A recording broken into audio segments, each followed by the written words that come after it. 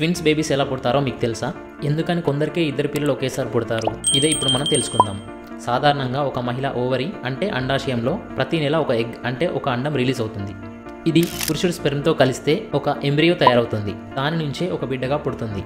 కానీ కొన్ని ప్రత్యేక పరిస్థితుల్లో ఇద్దరు బిడ్డలు పుడతారు. దాన్నే ట్విన్స్ ప్రెగ్నెన్సీ అంటారు. ట్విన్స్ రెండు రకాలుగా ఉంటారు. అది మొదటిది ఐడెంటికల్ ట్విన్స్, వీళ్ళిద్దరు చూడడానికి ఒకేలా కనిపిస్తారు. రెండవది ఫ్రాటర్నల్ ట్విన్స్, ఇద్దరు వేరేలా ఉంటారు. మొదటగా ఐడెంటికల్ ట్విన్స్ అంటే ఏంటో చూద్దాం. ఒక ఎగ్ ఒకే స్పెర్మ్తో కలుస్తుంది. తర్వాత ఆ ఫర్టిలైజ్డ్ ఎగ్ రెండు సమాన భాగాలుగా విడిపోతుంది. ప్రతి భాగం ఒక్కో బిడ్డగా అభివృద్ధి చెందుతుంది. అందుకే ఇద్దరికి రూపం, రంగు, లక్షణాలు అన్నీ ఒకే విధంగా కనిపిస్తాయి. వీరినే ఐడెంటికల్ ట్విన్స్ అంటాం. ఇప్పుడు ఫ్రాటర్నల్ ట్విన్స్ అంటే ఏంటో చూద్దాం. ఒకేసారి రెండు అండాలు విడుదలవుతాయి. అవి రెండు వేరువేరు స్పర్మ్స్తో ఫర్టిలైజ్ అవుతాయి. దీంతో రెండు వేరువేరు ఎంబ్రియోలు తయారవుతాయి. ఇద్దరు ఒకే సమయంలో పుడతారు, కానీ వీరి పోలికలన్నీ డిఫరెంట్గా ఉండొచ్చు.